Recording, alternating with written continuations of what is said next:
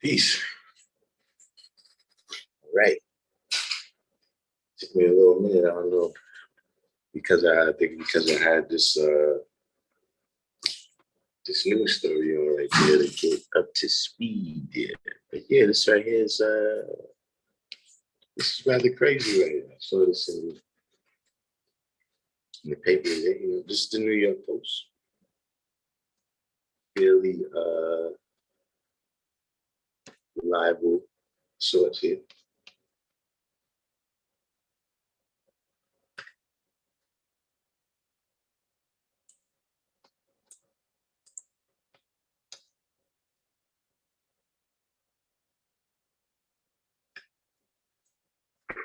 Got the works from Felix Almanzar, Shaquem, Mia, Joseph,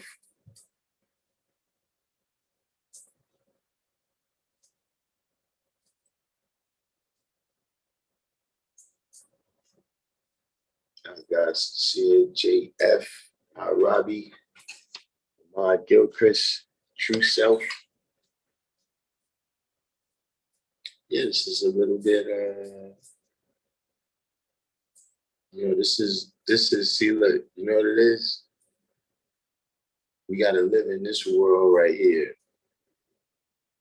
We gotta live in a world where this can happen until we show and prove the law world manifests.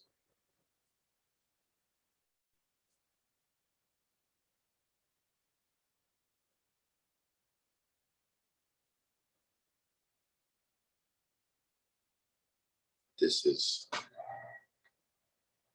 in 1830s slave cabin listed on Airbnb as a luxe stay has been slammed for its tone deaf nature.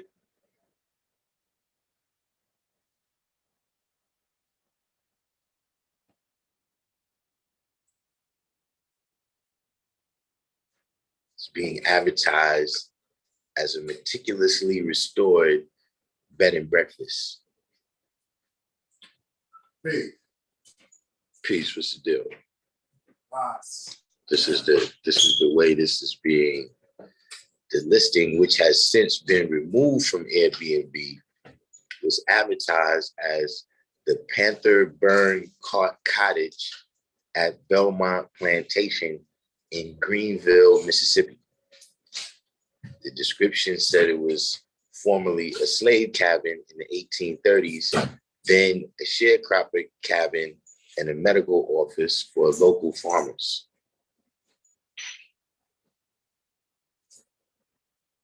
Slavery she learned something? Yeah.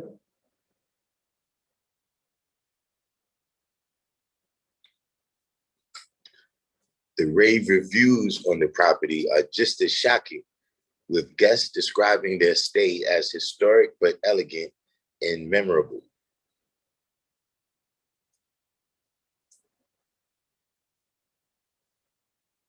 It is reported there are several other properties that also advertise other former slaves' quarters as luxury accommodation. A representative for Airbnb told the Post in a statement that properties that formerly housed the enslaved have no place on Airbnb. We apologize for any trauma or grief created by the presence of this listing and others like it, and that we did not act sooner to address this issue.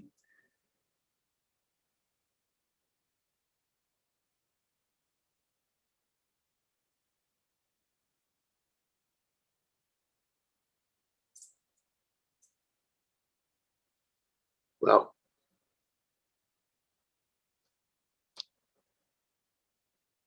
how about that one?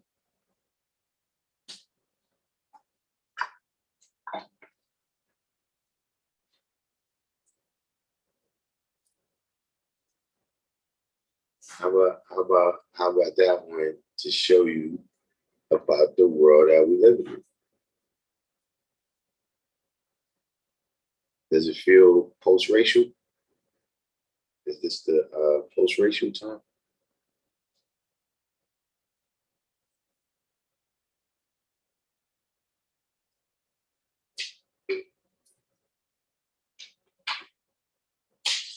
This is uncanny.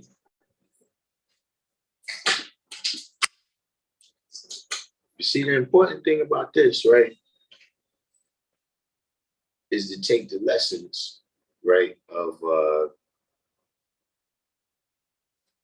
there's a lesson here in what our status is, in America, in the world, and in the universe. I'm saying we live in the cancel culture time. You know what I'm saying? We live in the Me Too time,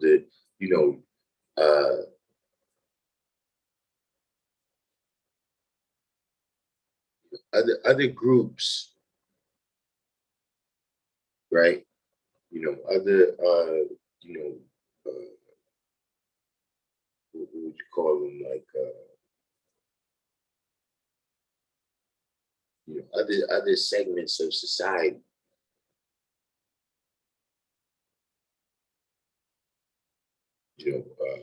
Heads would probably have to roll.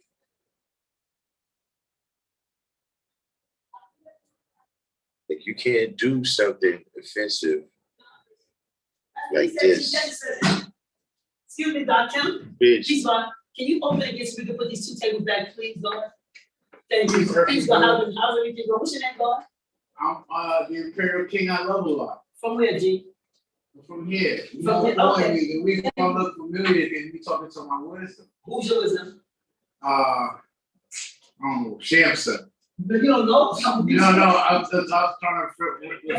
Okay. See, well, It's so hot outside, you have to think about it. now it's like about King God. Wisdom is more willpower than she is ranking, so she goes more by her willpower name. So I was gonna say a willpower name, but I can imagine Earth with a blank on that. So exactly.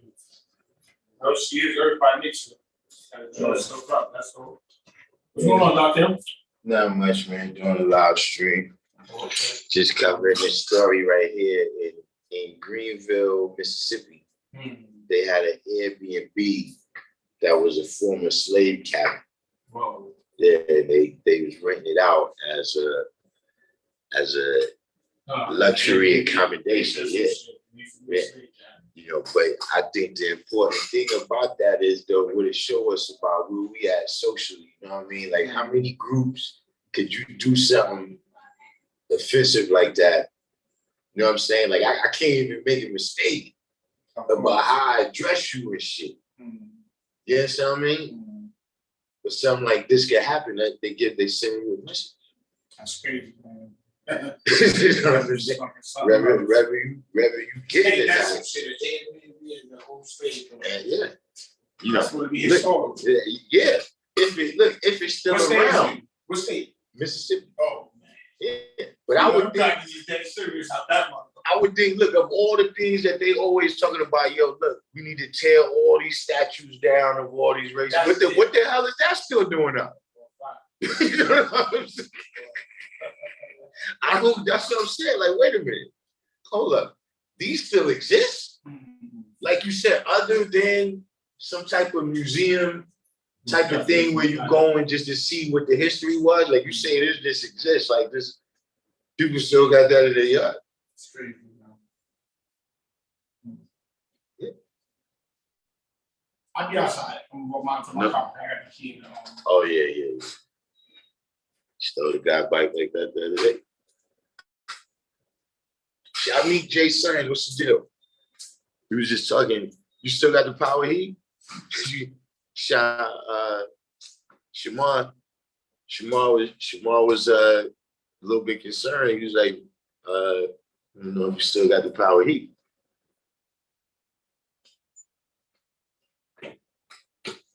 And the guy said they on that for you too, the Office of Cultural Affairs. See, why would y'all say something about that? Both of y'all, man. Mississippi has come a long way.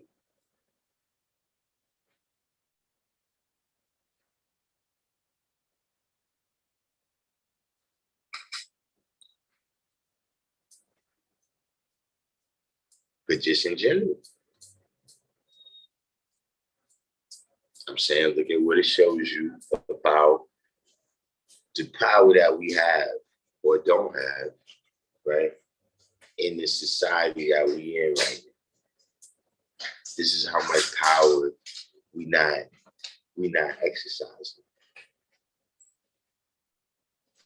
Like you couldn't do this. Like, listen, you couldn't rent out. And look, I'm gonna go ahead for the people that's new, you may not know about this.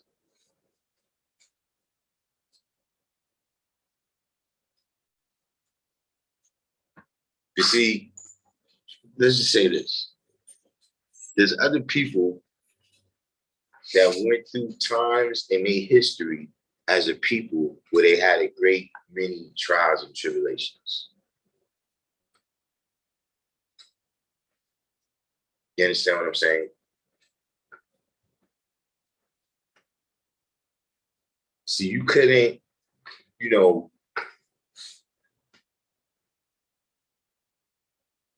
fuck it, let's just say, you couldn't rent out a fucking Nazi barracks, where they was keeping the Jews as an Airbnb. Period. That whole fucking website would be coming down. The whole website. On top of the fact that, was there evidence that it was a slave cabin? Like, did they have That's what they advertise. No, they hooked it up now so that it's luxury. So what reminiscence of the fact that it was slave house? Like, how do people know? Exactly, they didn't have to say that. They could have not even said that. So I'm saying, I'm asking a question. I didn't say exactly. Well, you asking me now. I'm not the one that put it up there. Oh, okay. All right, because it acknowledges the foundation. So therefore, what I'm asking, how does anybody know what it originally was? How do I know as an Airbnb client? Like, say I rented it. How did I know, or how would I have known? Was there some shit laying around? Let me go back.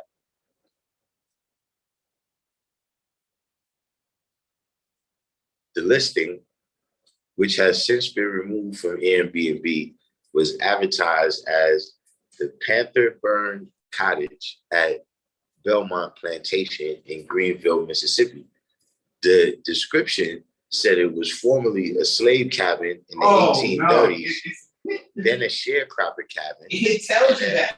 And a medical office for farmers. Okay, yes, God, that's it. There you have it. So it tells you it makes knowledge born to you right then and there what it is. Yeah, I don't think you could do that. You cannot. Right? You couldn't do that. You couldn't rent out. You couldn't say like, okay, this room right here, this patio room, is where Hitler stays. And when they killed Nazis. This is where we used to lock.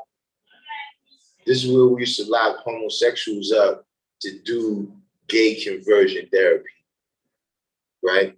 And now we renting this out as an Airbnb. Nah. So you can't say that. No, nor could you say this is where we extinguish Jews at, and now you can stay here for $150 a night. You can't do that either. They shut, like you said at first, they shut the whole Airbnb down. Oh, that's what they be going after, the whole company. Yeah. I'm trying to own that until it leaves. So you're right, guys.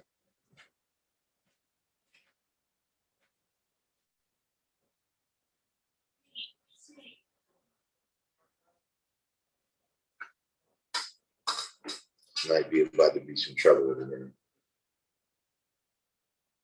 I'm just gonna let y'all know now.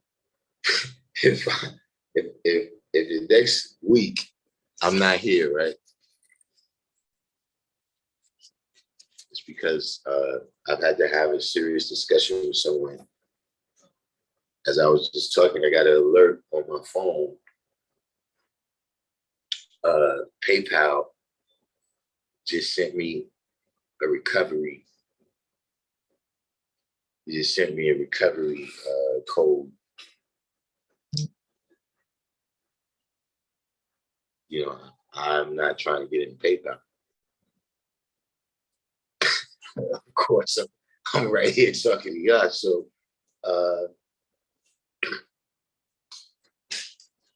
we shall see.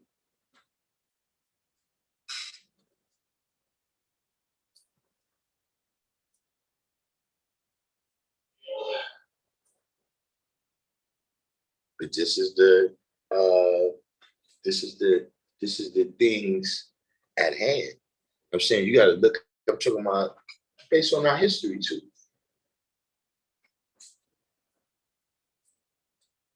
You know that. You know, even though many of them wasn't voters, you know, of course, you know, they could be anticipated as future voters. And, you know, they was still a demographic that was important within politics, right? But, you know, a lot exercised political power. You know, just the building that I'm in right here is because Allah executed political power, right? Because he had the people with him. And in particular, the people he had with him was the babies.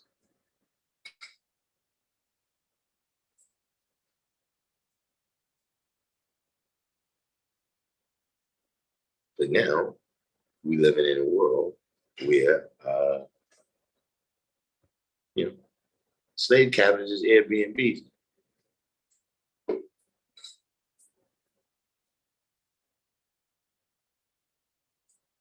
This worship, there needs to be enough people who come together and complain or take some other course of action. I don't know if complaining, you know, personally, I think a lot of the complaining, you know, it's like people working through protests. You know what I mean? Like, you know, let's say George Soros, you know, he got an amount of you know, individuals that he has sent out there and they protest and they make the noise. They're the squeaky part of the wheel, right? But they're not really the engine that's making that wheel turn. You know what I mean? The people that's out there protesting, I'm saying, is the squeaky part of the wheel. But they're not the power that's making that wheel turn. You know what I'm saying? So by the same token, right, you know, because, you know, we get utilized as that a lot of times, the squeaky part of the wheel. You know what I'm saying? That's, you know, political coalitions, you know, that's how they build like that. You know, we got a coalition of people, you know, we all want, you know, one change to be effective or whatever, right? We all want a particular change to be effective. But some people is in more urgent need. So those are the case studies. Those are the people that you know, in today's politics that they trot out in front of the media to be the face of the problem and the squeaky part of the wheel. But see, somewhere back there, right, when something really happens from those protests, is, you know, some people in the background that's also making other power moves. And they could be on different levels. You know, even when you look at the 60s, right? You know, Martin Luther King, you know, different people they out there protesting, they being the squeaky part of the wheel, but you also got Thurgood Marshall, right? He's not out there running his mouth, but he's in the background making power moves, right? That bring something tangible from the wheel squeaking.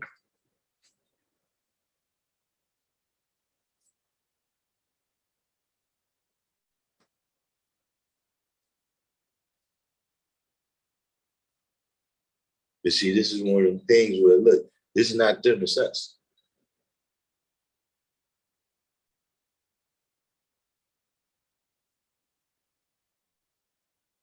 See, this is what happens, right, when you only got physical power.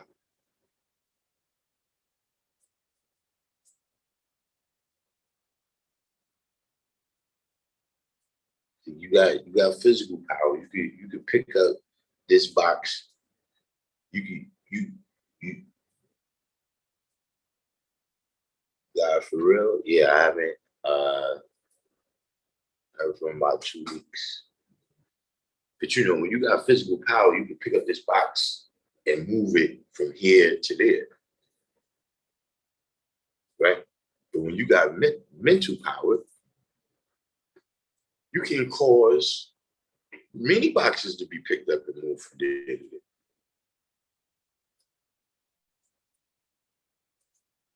You could, you know, actually make some serious movement there.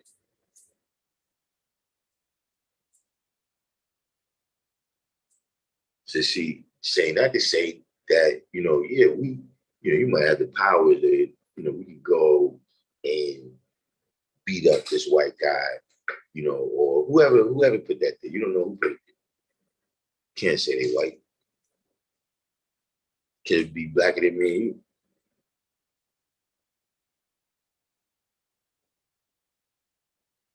We can go beat that person up.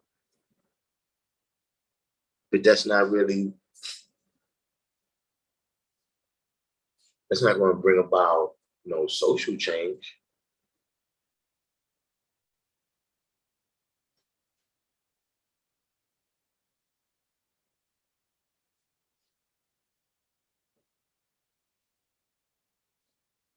But you don't got no real, you know, power to really be like, all right, yeah, nah. You try and get money like that? Nah, you ain't doing it.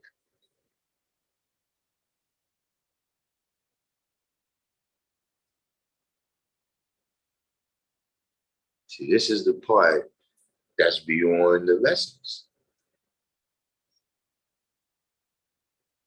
Not beyond, as in it's not included in the lessons. I'm talking about just beyond the quotation of it. Beyond the, you know, sitting back and analyzing it as a text.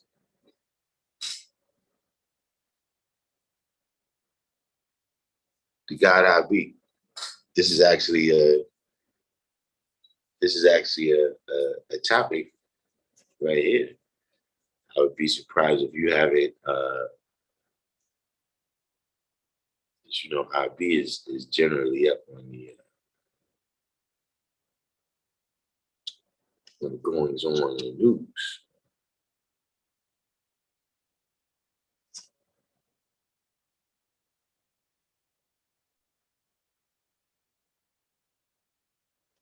Throw the link. Throw the link in there.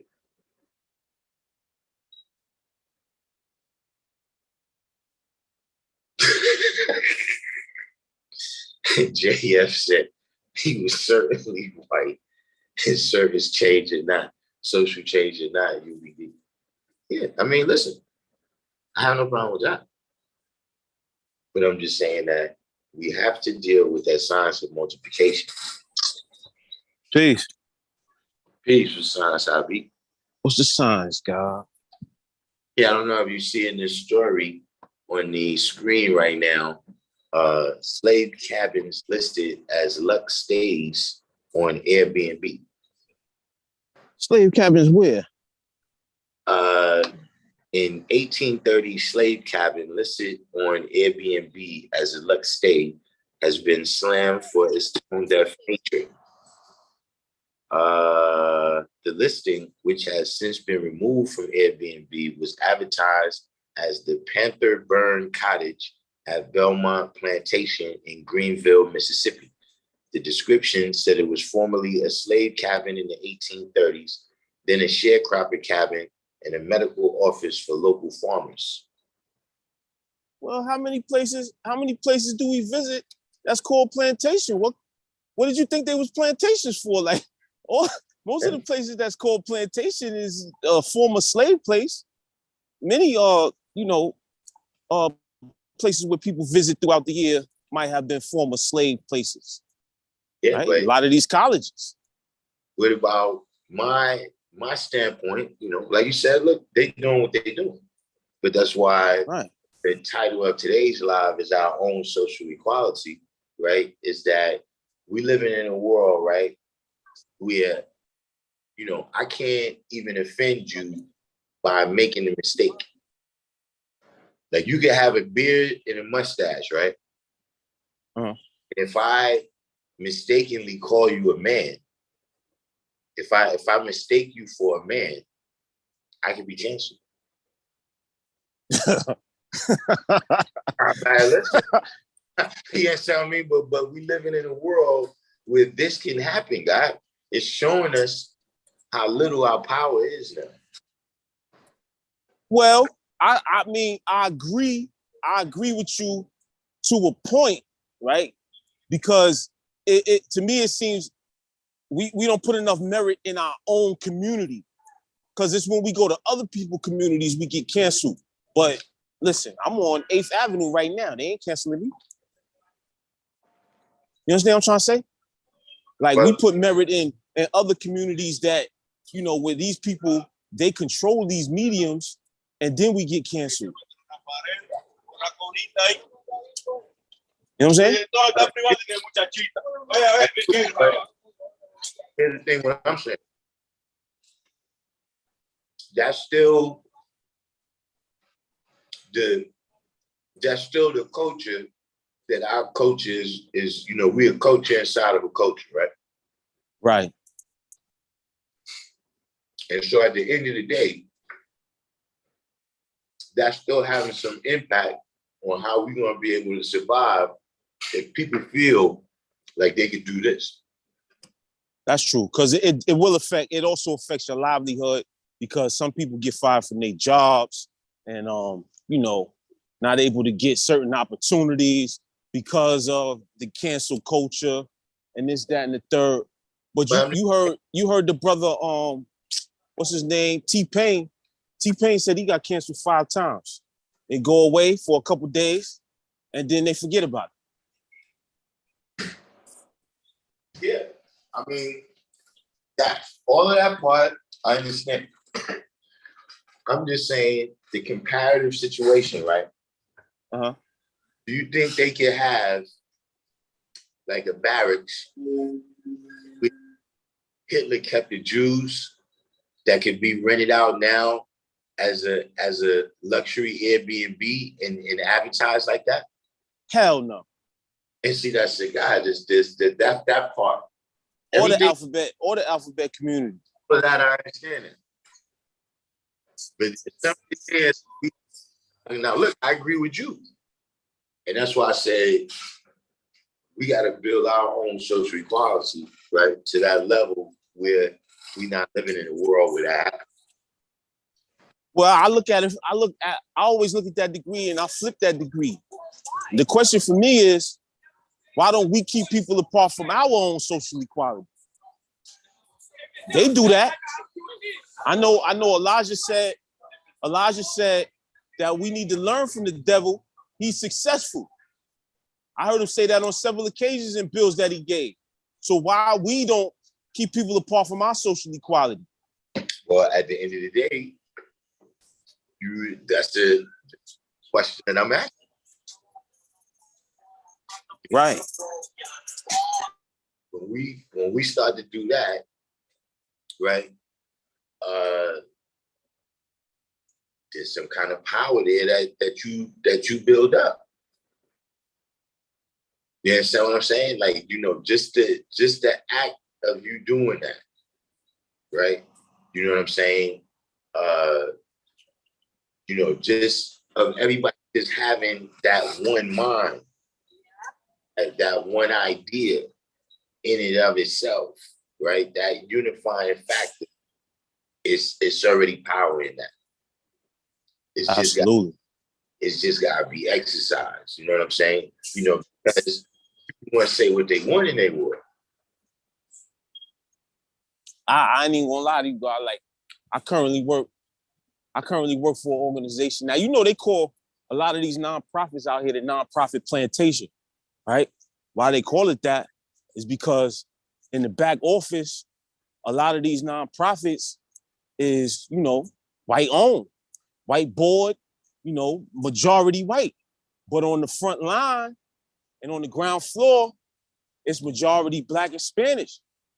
So it's like, the problem for me with that is why can we work for all of these organizations, but then if we start Darkim nonprofit tomorrow, don't nobody want to come out and work for Darkim nonprofit. I don't understand that. I mean, the white man ice is colder. You know what I'm saying? You know what I'm saying? At the end of the day, you know what I'm saying? We faced with a lot of short-term shit though. You know what I'm saying? Just in terms of survival. So people don't look at the long-term, people don't look at the long-term benefits. Like that's something we was talking about the other day, right? Is how, investing in yourself, right? Sometimes it just takes longer and shit. You know what I mean? So we was talking about, I think it was Tesla we was talking about, right? And at one time, Tesla as a company got into trouble, right? And Elon Musk tried to sell Tesla to the people at Google for $6 billion, $6 million. It was some number like that, right? Mm-hmm. But now look at how much Tesla is worth now. You see what I'm saying? So it's like the same thing. We saying that, if you look at music, right? Like, yeah, in the early 90s, mid 90s, in the 90s, right? Dudes was getting $50 million, right? $80 million, $30 million, whatever it is, right? But what would be the value, right, of their stakes in the industry if they had held on to it? You see what I'm saying? And absolutely, as Black people, sometimes we want to skip the steps, right? Not even say Black people because it's poor people. You know what I mean? The same shit happens to,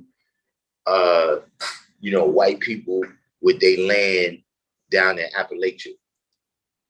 You understand what I'm saying? Where, they own forest property and coal mines and shit.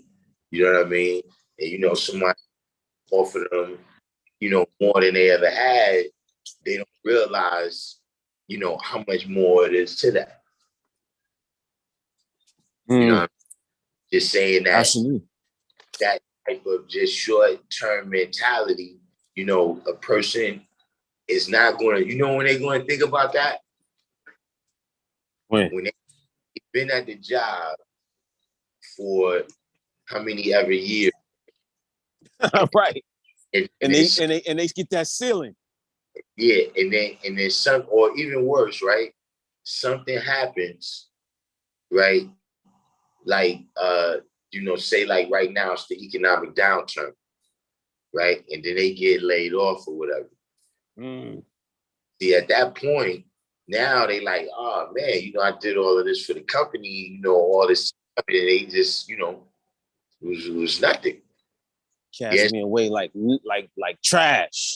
Yeah, you could have been there with the company, like you was there with the company when they had one ice cream machine. Right. And then now they just did for $100 billion. Right. How much like Amazon. Like Amazon. Now, like how much that dude who started Amazon, he started Amazon out his house with his wife. That joint was not profitable for damn near 20 years. They was in the red. Then boom, that joint started to go in the black. Now he one of the richest people in the world, able to fly his own rocket ships and all of that. But look, you got all of these people working in these Amazon warehouses, and some of them won't even come out to vote to unionize. They can't even agree to unionize. And they getting paid peanuts. And then he gets on TV and says, thank you to all my Amazon workers for helping me to fly into space. Yeah, that's that, you know, but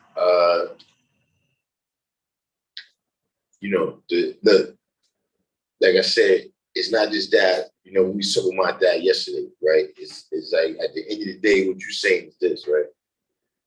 It's pretty impossible, right, to be successful just in today's economic, social system, whatever. It's difficult to be successful without benefiting the 10%. You know, even if you go into business, right, you know, at some point at the resource level, at the manufacturing level or something, right, you know, like it was an experiment. I think they said it was it Killer Mike? No, was it? It was one of those. It was a brother in Atlanta, right? And he tried to spend a day just spending money with, like, it had to be black, like the whole supply chain, everything had to be black, right? And he couldn't even do that in Atlanta.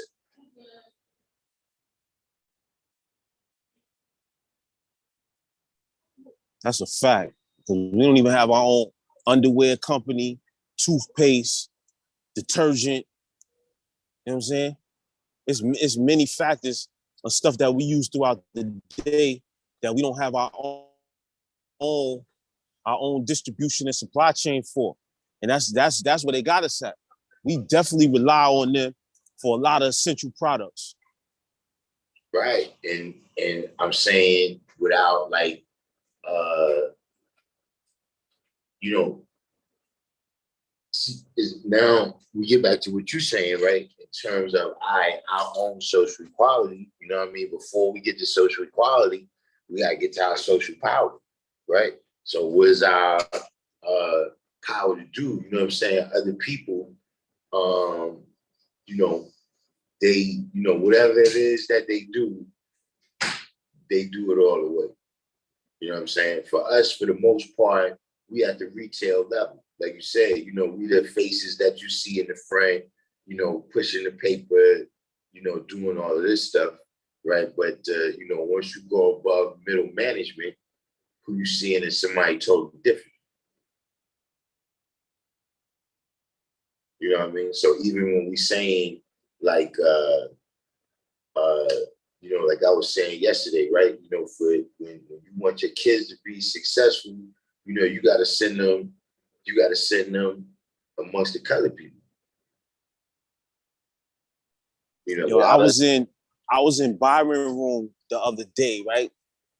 Right, mm-hmm. He got this joint business over breakfast in the morning. But anyway, long story short, he's speaking about some alarming statistics about wealth, intergenerational wealth, right? He was saying how most intergenerational wealth by the second generation, like 80% of it is gone. But by the third generation, then 99 or 100% of that wealth is gone, right?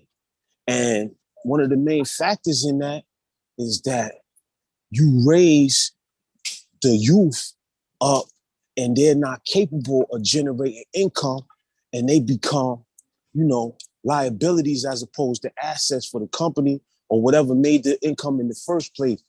Long story short, they just want to spend and they don't know how to make the money the way that you made the money. So it just dissipates. And that's a major issue that when we got all of these new so-called black billionaires, right? Can you hear me? Yeah. Well, hold up. Yeah. You talking about in general or in particular for black people? In general. Right. In general, not just black people. In general. Second generation, right? Billionaires, millionaires, most of that money dissipates. But by the third generation, almost everybody's shit dissipated. It's only certain groups that have families that just have long wealth. Listen, that is actually common knowledge amongst them. The perfect example is the way they deal with business partnerships when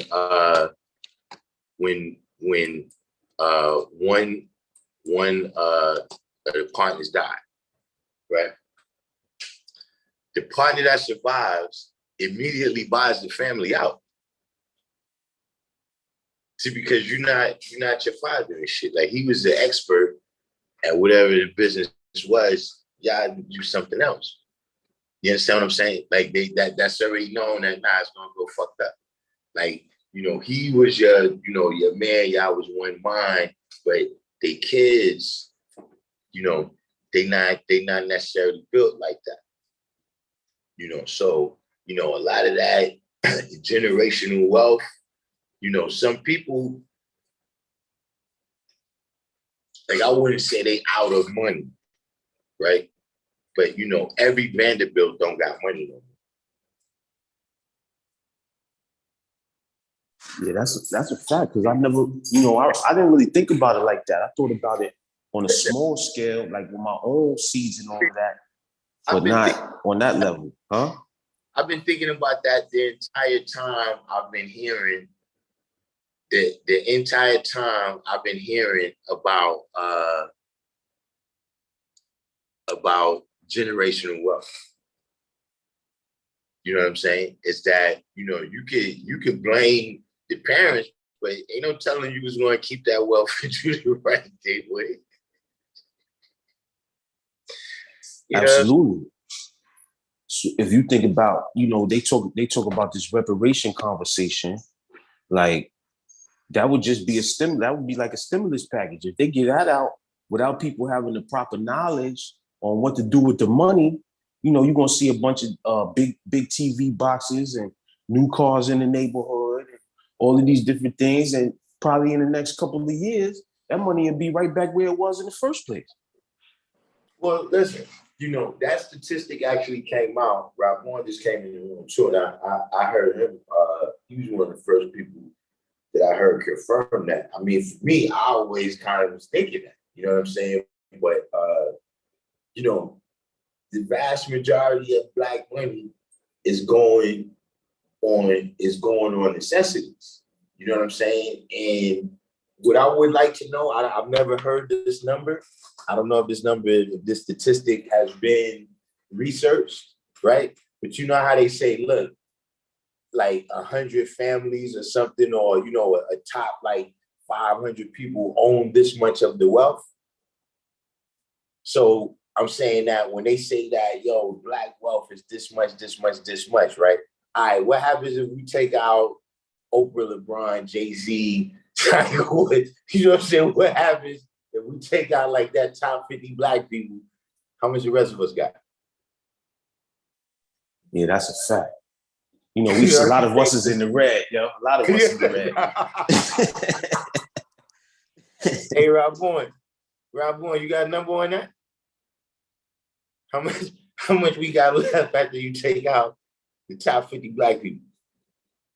When you take their income out of what's known as the Black wealth deal. But what about the wealth in the continent, though? Like those millionaires and billionaires. The numbers on that is probably way worse. You think so? Yeah, it's probably, listen, I mean, I don't know. I can't put a number on it, but I'm saying it's if you look at these countries, right, where people is billionaires, right? You know what I'm saying? On the continent, right? The rest of the people is living in abject poverty. Oh, so you're saying like per capita that evens out, even if they are wealthy, if you divide that by all of the different people, we not really wealthy. That's what you're saying? Not as a country.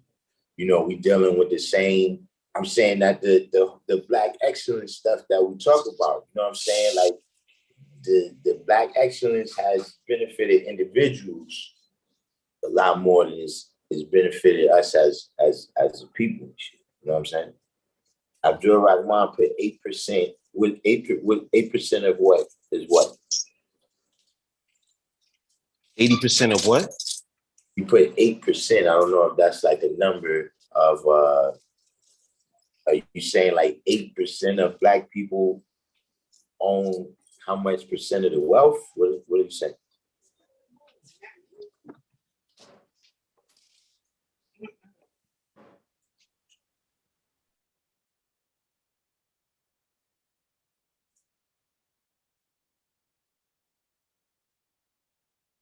I think the spending power we have or don't have is more useful to kind of gauge our potential. What do you mean? How do you mean like that? Clarify what you're saying.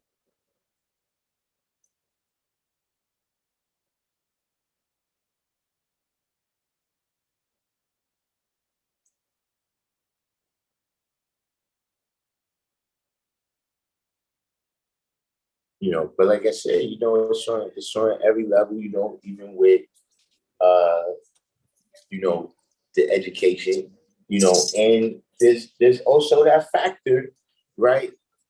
That I don't know, I guess it's like a guilt trip. Like, you know, we can be guilt tripped easier than other people. Like if you say to Mexicans, right? Like, yo, man, y'all don't really assimilate. They don't care. Like, yo, That's a fact. Over there, y'all speaking English, man. Y'all ain't, you know, where's the watermelon for the brothers? Yeah, fuck y'all. We doing. Listen, when you come around us, you drinking tequila, or you ain't drinking, motherfucker. Right. Or one of them. They don't have no problem with it. But see, if they tell us, oh, nah, see, y'all doing that black stuff, you know, y'all don't want to participate with the rest of us. You know, see, we get all guilty, man. But how many times do one of them got the statistic on how many times they money turnover in their community compared to ours or any of these communities? That's not, you know, that's not the colored man. I don't know if it's numbers, but I mean, you can kind of see it. You know what I'm saying? You can kind of see it in just kind of the things that people do. You know what I'm saying? Like when you're in a neighborhood where you know, you don't really see no people, it's no stores and stuff like that. You know, then most part, people is probably going somewhere downtown, at least in New York City, I'm saying. People is probably going somewhere downtown and working, you know, if people have jobs in that area, you know what I'm saying? And so whatever money they spending is not really in the neighborhood, you know what I'm saying? But when you go in them kind of vibrant communities, like up there on Broadway, where the Dominicans is, where, you know, it's old ladies outside with their food and, you know, people with the icy carts and all of that represents money turning over in the neighborhood. You know what I mean? All of that's things that, you know, like at the root of certain neighborhoods is the cab drivers. Like the cab drivers, they go out, they do their fares, they come back, they eat at the restaurants. You know what I'm saying? With that, and like the economy of the area gets started. Well, what happened to like the coalition like and all that stuff? They don't do like all of these construction sites. It's like other people working in these construction sites in Harlem and all of these other places. What happened to the coalition? Like, that's not even a factor no more? Well, you know, and I don't want to, you know, start a whole other conversation. You know what I'm saying? You know, going in a whole other direction. But, you know, one of the things that the coalition was working on, at least to my knowledge, right, was that, you know, it had to be a certain amount of racial diversity. You know what I'm saying? And so that's how the coalitions was forcing the work sites to hire certain people. You know what I'm saying? And you know, the people, you know, worked there long enough or was doing a particular kind of job, you know, so people would get in the unions and all of that and, you know, keep going. But the thing is, Can't hear you. Can you hear me now? Where I cut off at? Yeah, I hear you now. Yeah, I hear you now.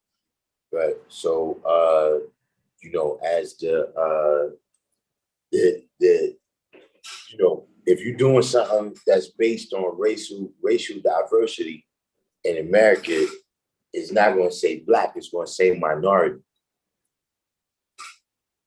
So Right. they can hire Mexicans and they're going to work for less.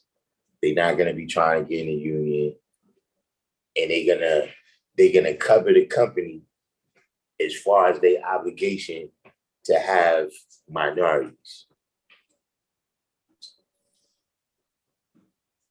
But I'm saying that's not like really leaving the conversation. That's still social equality though. You know, another part of that is like when you talk about the MWBE, they got that whole minority and women business, right? And one of the things that they brought up in one of the meetings one day is that when you put women-owned businesses, white women also benefit from that. So it's not something that's specifically for Black people, and you know it's all minorities, like you said as well. It's not really in organizations that's specifically for Black communities.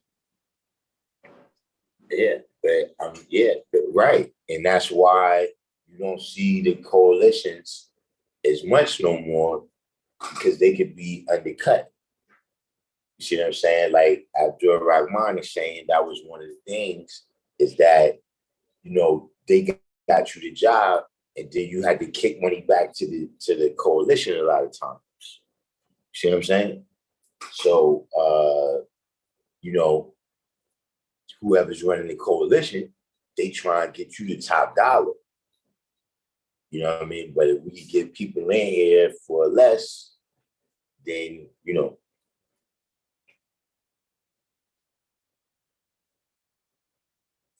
But, you know, like you said, that, you know, at the end of the day, that's what ends up happening. You know, if, like, the way it's worded, we got to be more on our game to get the advantages. You understand what I'm saying? Because look, I researched it. I looked it up, right? Politically, women are a minority. But, and when I say politically, I just mean when you hear politicians talk about it, right? But they're not a minority. No, because they about 50%. It's about 50-50. The largest population group in the United States is white women.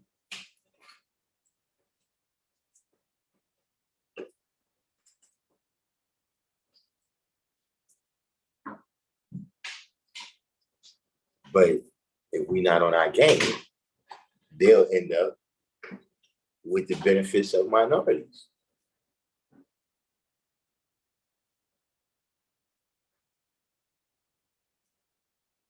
Green said there's some programs out there that fit what he's speaking of. They have programs for what's called double minority, i.e. Black women. A lot of our issues come from not having access to info. See, all of that stuff gets funny though, right? Because look, here's the thing. What if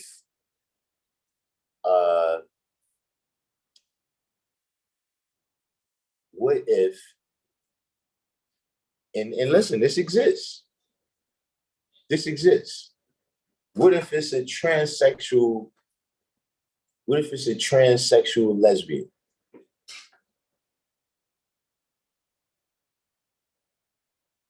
I'm not trying to be funny. I'm saying that's a super protected minority group. That's a double minority, right?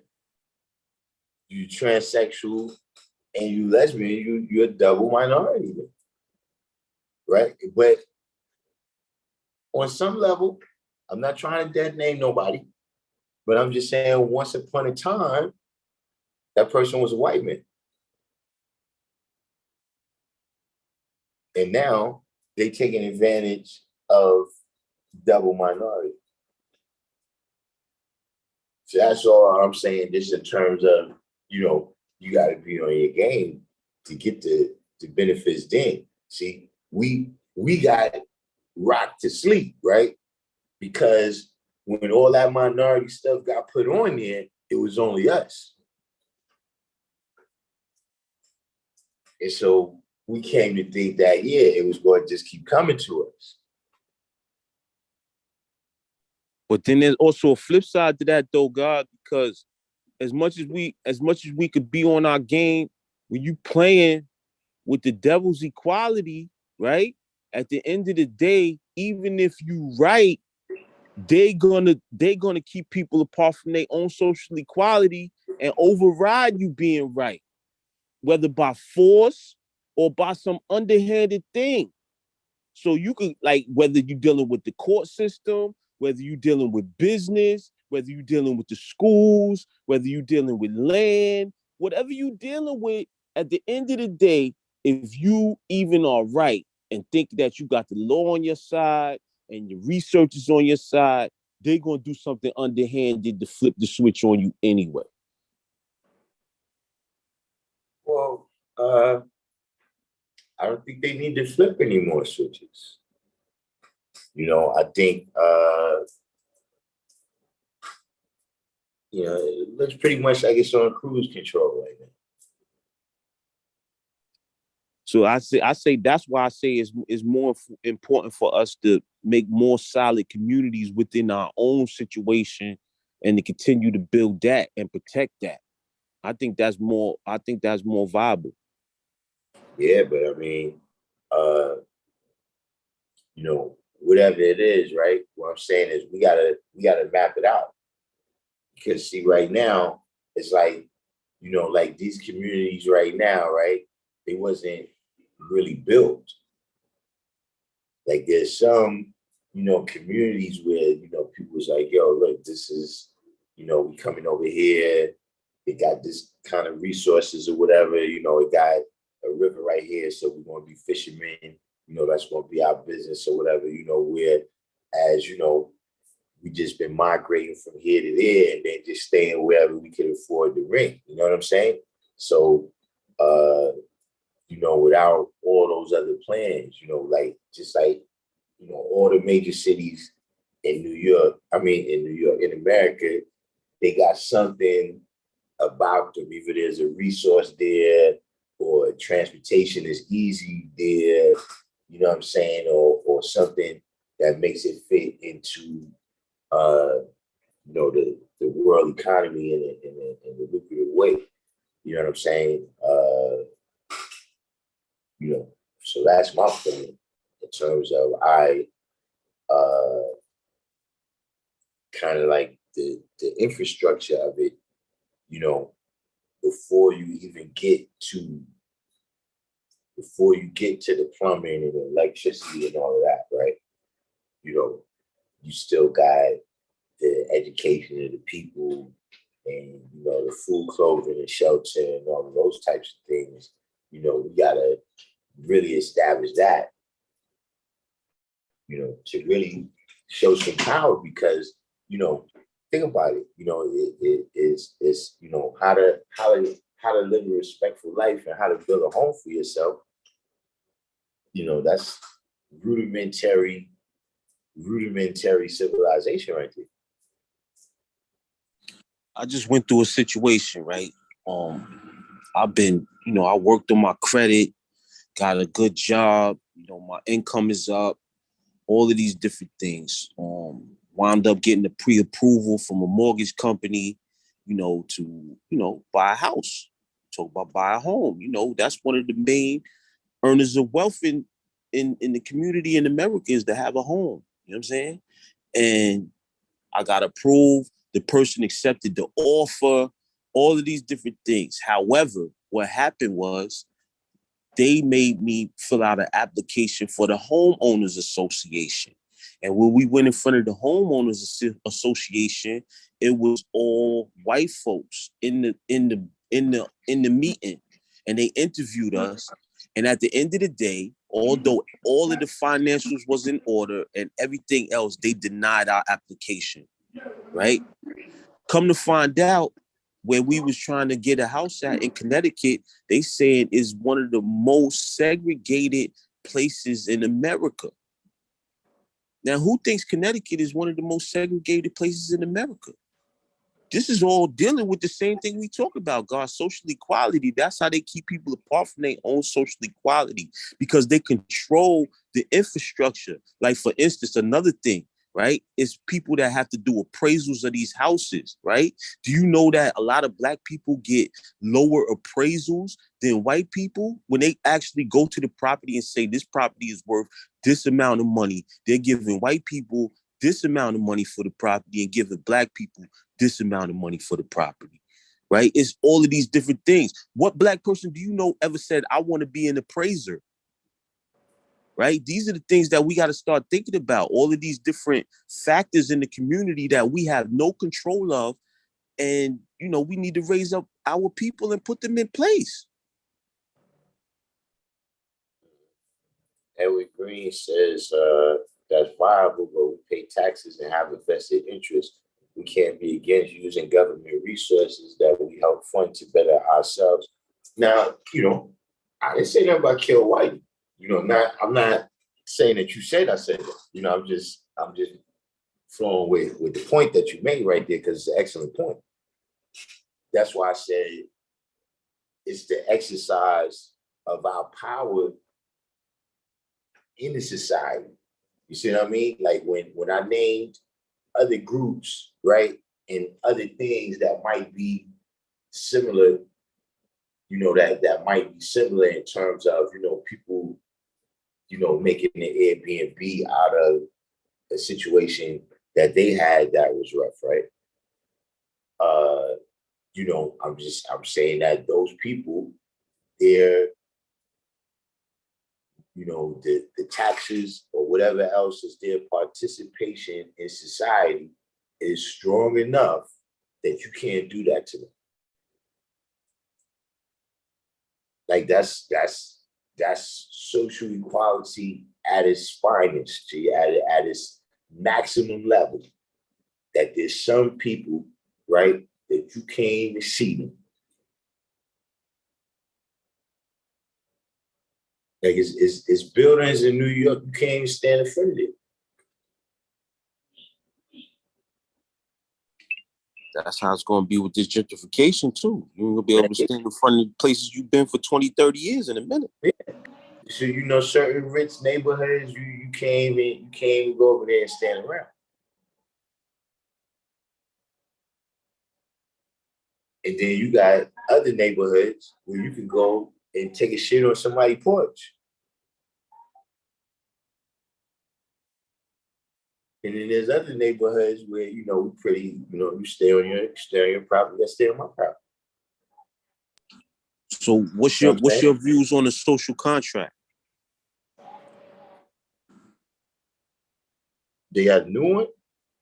Nah, I'm just saying in general. Listen, the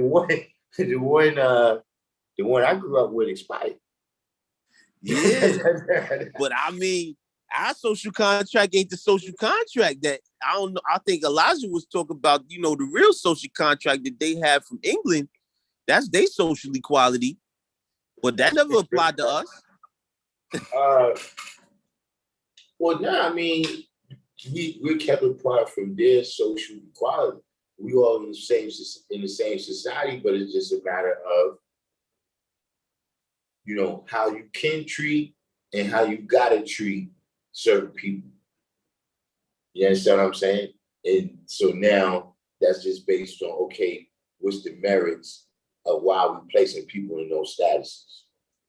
You know what I'm saying? Are we placing them there because of how much money they got? We placing them there because of what color they is? We placing them there because They play basketball, they dress good, they get whatever it is. You understand what I'm saying? You know, so we're kept apart from that part. You know what I'm saying? Like, you go in the big house, but you don't come in the front. It's a thing around back. It's a door around back where you come through. Man, I listened to Reverend Al give a speech one day, right? So he was talking about how is it that we can't get anything done, right? When we have a black mayor, a black chief of police, a black attorney general, a black senator, a black congressman, right? We got all of these elected officials that's black in our community, all the way up to the lieutenant governor. Mm-hmm. And we can't get nothing done? Yeah, because you got to back up to what I said. They've been educated by who, God? Who gave them the money to start a campaign? You know what I'm saying? You know, a lot of them, you know, not even to say in a malicious way, like they work with the 10%, you know, they may not mean to do it. You know what I'm saying? But at the end of the day, it's not like Chuck Schumer.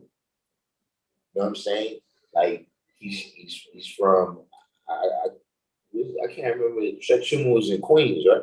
Or was he down there in the first district down there in where's Chinatown? Somewhere around here, I'm not sure. Because remember, he used to be around my other man, the other cat that went to jail. Oh, yeah. He was supposed to go to jail, but he never actually went. I thought he did go to jail. Nah, that nigga stayed out, dude.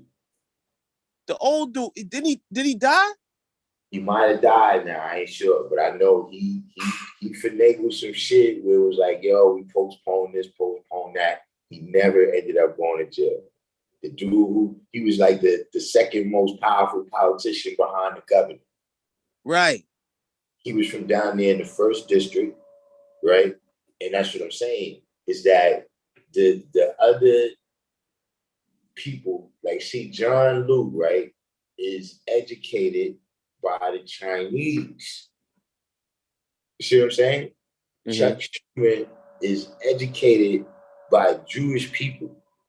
You see what I mean? So when you go in there to the office, you know what they're going to do.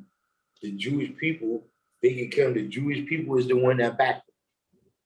When he was first doing his first city council run, those are the people that backed him. You know what I'm saying? When Muffy CO, you know what I'm saying, got young man over there, you know what I'm saying? You know, you got the, you know, we're going to take it to the next level. Those people that he talked to, they was Jewish.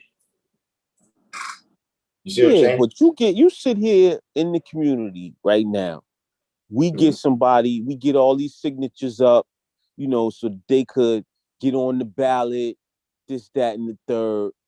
And then the person get in the office, finally get the he finally get to the table, and you see the person in the streets now. They be like, oh yeah, I can't talk to you right now, but you can come to my office and you'll come talk to their aide, and it like this system is not gonna work for us, guy. I don't think it's gonna work. That's because that's big bank, little bank. The person was greedy the whole time. So what happened is somebody came along and gave them more money. You know what I'm saying? But I'm saying that you're not going to be able to do that. Chuck Schumer. You remember we was talking about Homeboy, right? You remember we was talking about the brother?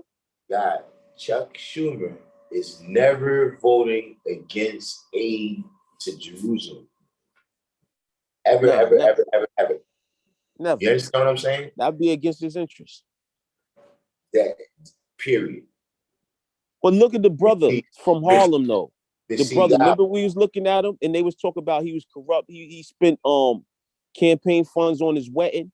You see what happened to him when he became the lieutenant governor. I thought he got indicted now. Yeah, he's indicted. He's out of there.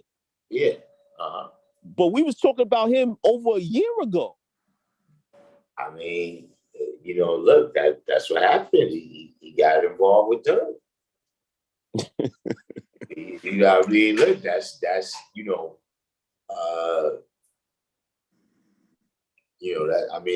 a danger in almost anything. You know what I'm saying? When you go into a world, you know what I'm saying, and you end up getting pimped in that world. You see what I mean? And particularly for him, why I say that is because usually somebody else goes to jail too. Like with the dude we was just talking about, that I said never end up going to jail. Yeah. See, a whole bunch of other corrupt people went to jail too. Like all kinds of lawyers and shit that was passing out bribes. But if you notice, this cat, he going out by himself.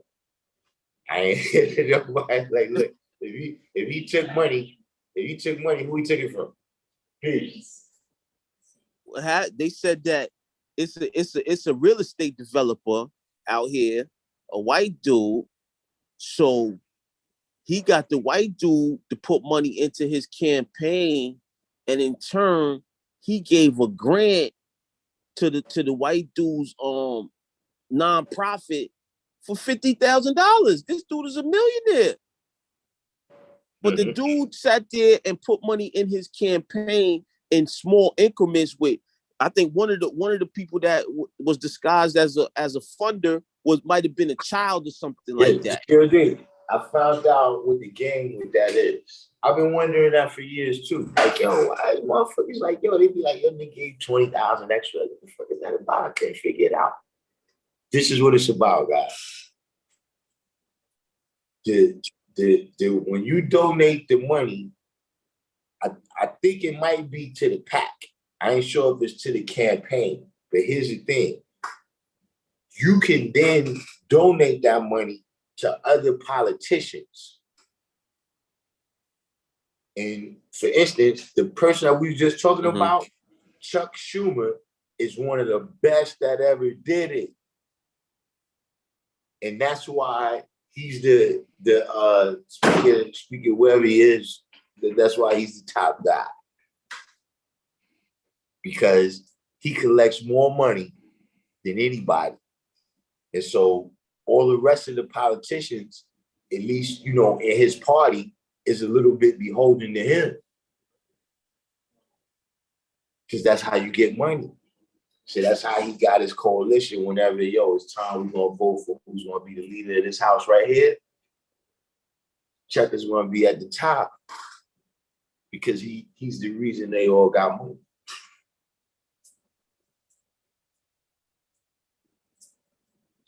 Oh, so you said it was Sheldon Silver, right? That's what you was talking about? Sheldon Silver, that's him, yeah. Sheldon, he said he didn't go to jail, did he?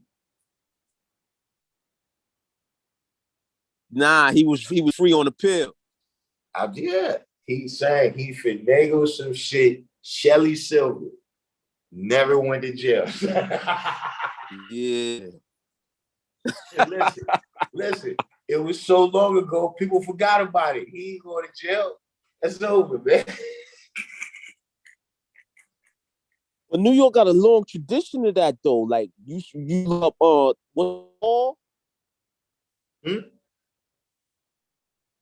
New York got a long tradition of corrupt politicians, people in government. A long tradition. Yeah, but other people be going to jail, yo. Like the Vallone family went to jail. There was another family up in the Bronx that went to jail.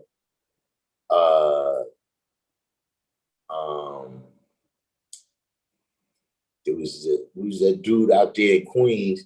He was locked up with Ja Rule. I remember I seen that story. But yeah, but not Shelly. Shelly got the power. Shelly got that power. But see, this is what I'm saying. See how we don't even know this shit? That's why, like you said, the politician gets there, if you find out, like, that little $10 they give you from the church, you want some real money?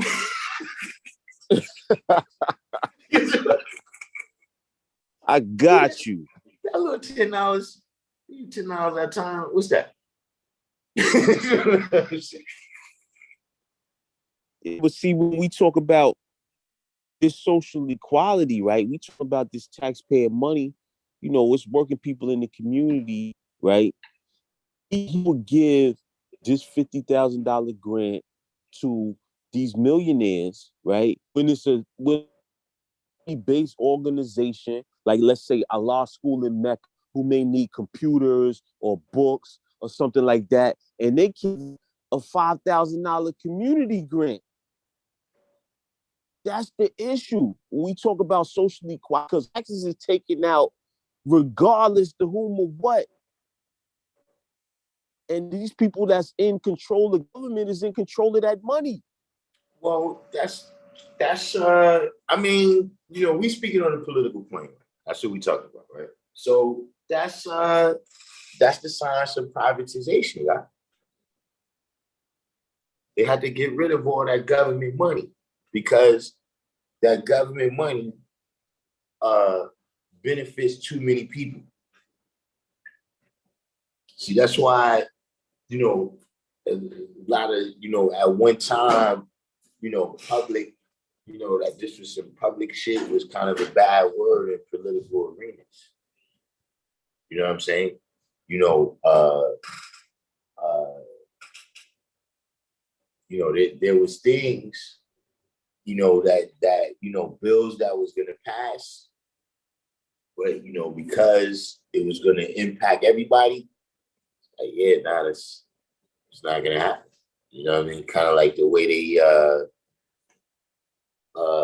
where was it, Virginia, I think, where you know, after integration, there was a certain amount of years after the schools was integrated, there was a certain amount of years that the school system was given to institute the integration. And Absolutely. whenever the time was up, I'm pretty sure it was Virginia. They just disbanded the schools. Yeah, they just ain't have school for that year. Yes, they got rid of the schools. Listen, they sent the white kids to private school and just shut the schools down. Listen, that's ignorant.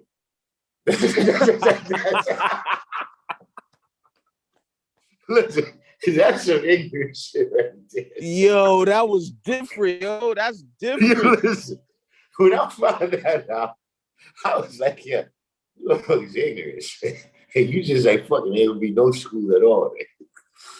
Yeah. Hey, I'm not gonna say my that's why I'm saying. That's what I'm saying. When you get the law on your side, they're not. We just ain't gonna do it. I don't care if you're right. But see, this is the thing though, right?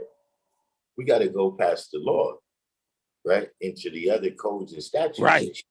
You know what I mean? Just like, you know, for instance, the second commandment, right, is the law of the land, but not in every city. You understand what I'm saying? So, and that's where that end up being the fine print in the details. You understand what I'm saying? That right. Ends up being the hurdle that we get caught up on. Yo, I just came from the gym.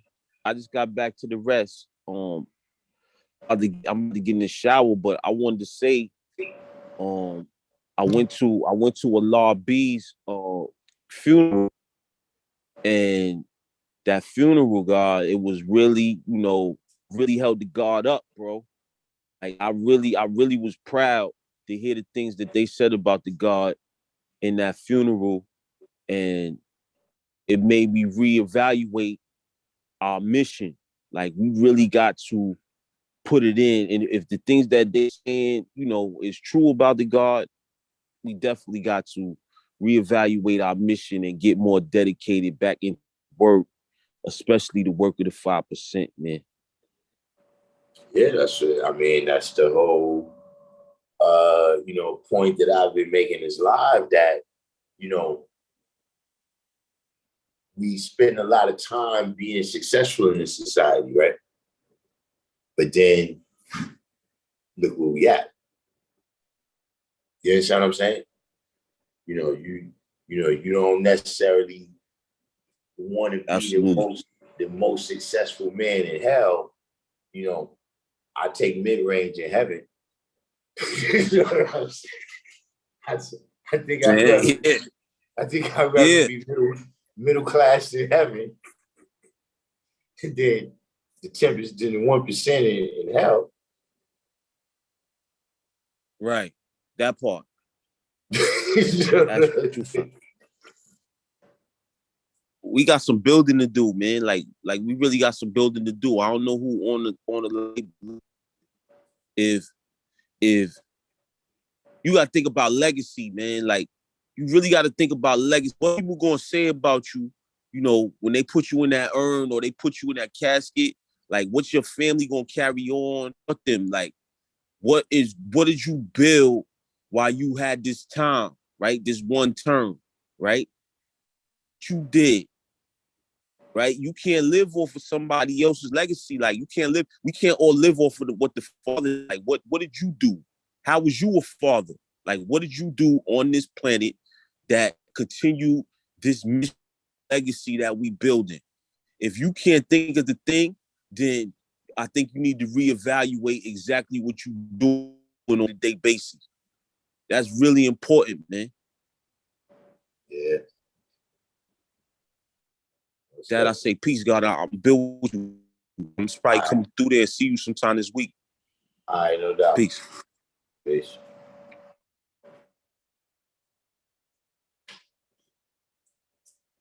So there you have it.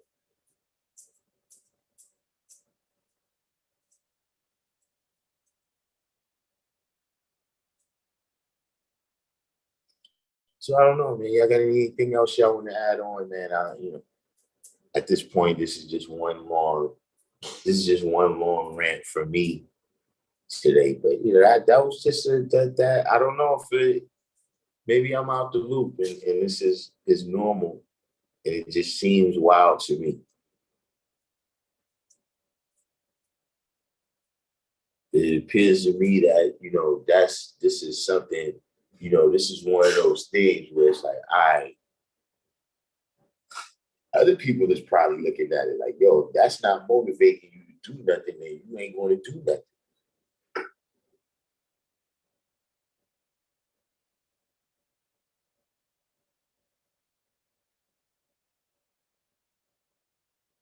See, this is when you got to build your own social quality. This is being beaten right here. This is being beaten. When it's a hard time, hunger, nakedness, out of doors, and also beaten and killed by the ones that advocate that kind of God. This is being this is being beaten.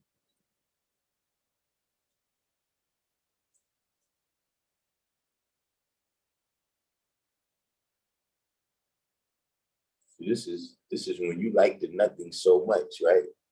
That you don't even notice this. And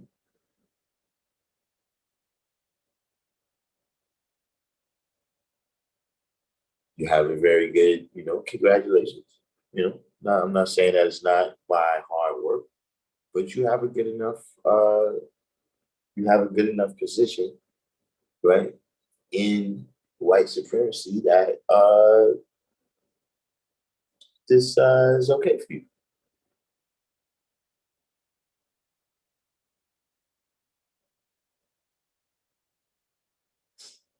The only thing we can do is teach you. I mean, yeah, but it's, listen, somewhere down the line, people are going to have to get their hands dirty. And I'm talking about illegal, I'm talking about people going to have to grow crops. People are going to have to run electrical wire. People is going to have to, lay pipes. People, we teaching the ultimate truth, right? But all of those sciences of building, right? All of those sciences of building, making computers, whatever it is. we gotta be teaching that. So remember, all of that is at the foundation of the nation. It's all at the foundation, of this school right here. You know what I'm saying? It wasn't, just for teaching the knowledge itself. It was to, for guys, the young in the community to also build up their academic skills, right? In the different, trades, that's what the trades is for. They build things. You know what I'm saying? And, like I said, right, Abdul Rahman, that's what I'm talking about. Somebody got to be the garbage man, so that our society is civilized. So we're not sitting there like they was in Europe, throwing, taking a shit in the bucket and just throwing it out the window, right? Shit just running down the street.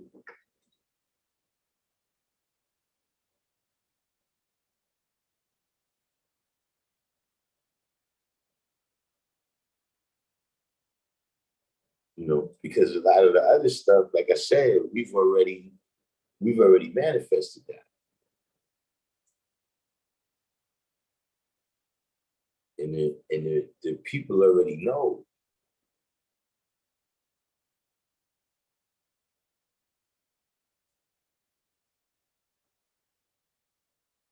Things that was unheard of before, in our community is common knowledge now.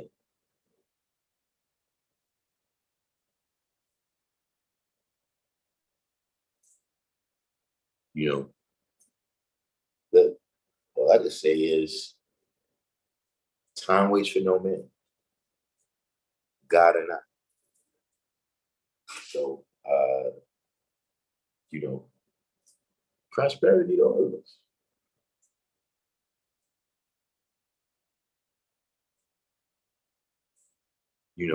But you can have a reason to put something off or not do something or whatever, but eventually, time waits for no man, like I said.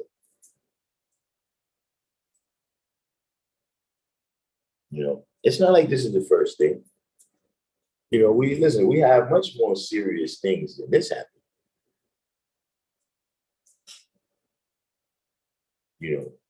Engineers in medical field, exactly. All of these things.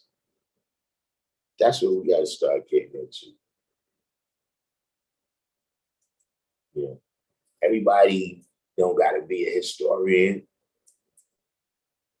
and the dates. Some people got to be physicists. Some people got to be mathematicians.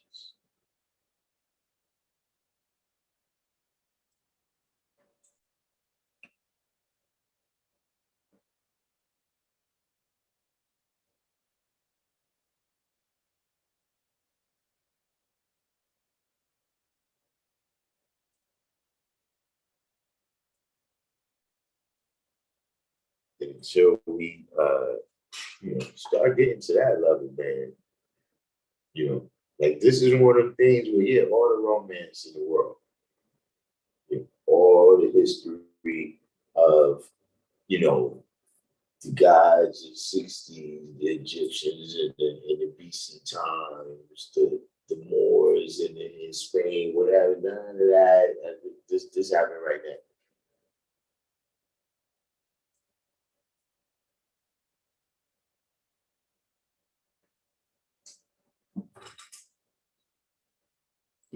So we got to see what we're going to do about it. And the things what I'm saying is the things that I'm talking about. I ain't talking about, going out and, performing no violence against the person who did that. Even if you do, right, that's going to take care of that situation. It's not going to change your situation.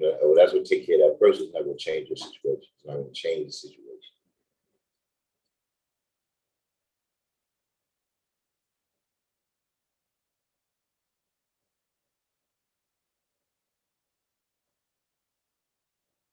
That's the challenge. Is like I said, man. To brothers that right now, y'all in y'all 30s and shit. This is the type of shit they gonna be hitting y'all with. Little slip, under the radar shit like this right here. See, because they can't just come up to y'all and say, "Shine my shoe, nigga."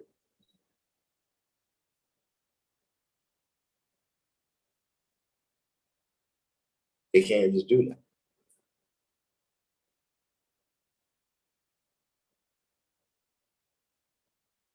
So mind you, I'm not talking about the world of microaggressions. I'm talking about legitimate attacks, right? They're just coming from different directions. Because we keep conquering the hurdles. They ain't even mean for people to survive when they was bringing them to America at first. The workers, they meant to work you to death. Because remember, a lot of the first people who was coming here was indentured servants. And so their time of servitude was limited. They didn't care about what happened after your time of servitude was over.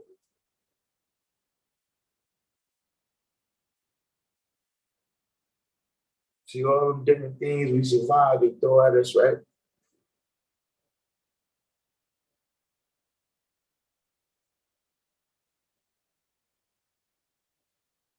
So they got to start throwing faster pitches. They got to come with the curveball and the slider and the knuckleball and all that, spitball. Try to get it past you.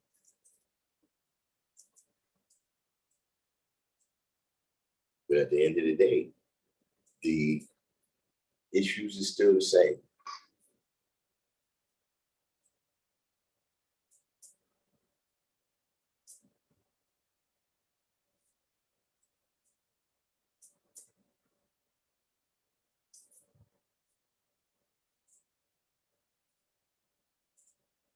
Oh yeah, the credit union is up and running. Well, right now we're in the process of incorporating everything.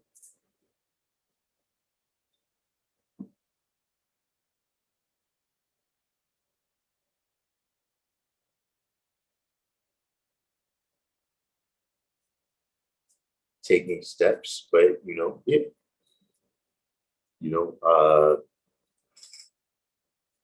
What we want to do is, not just be successful in our own right of what we're doing, but also provide an example of how, different people can come together and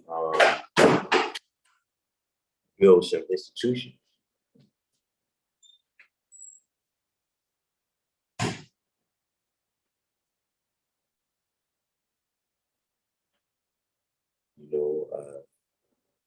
There's different sciences, man. Let's not forget those lessons that we was learning in the pandemic. When it was a shortage of everything, was no school, we had to do a lot of things ourselves.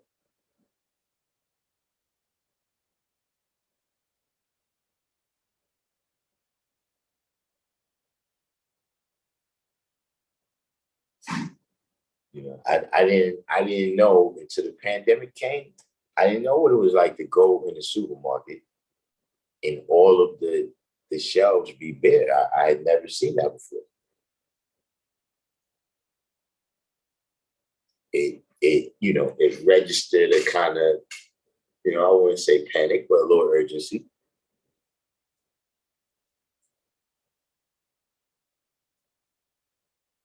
But we eat a couple of Shake Shacks and how quickly we forget.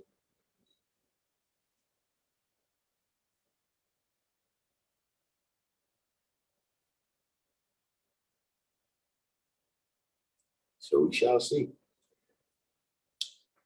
At any rate, like I said, this rant has been brought to you by the Random Jews channel.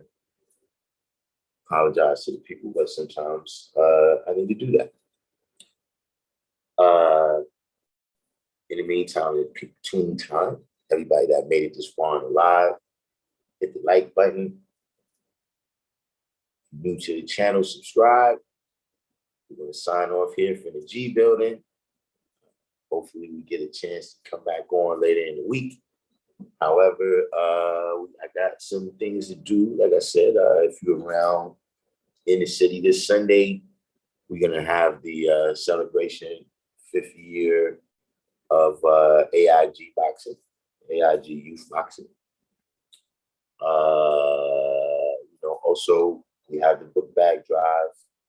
I'll be letting y'all know, anybody who wants to add on how you can do that shortly. And I think that's about it for tonight. So I'm going to go ahead and sign off and say peace.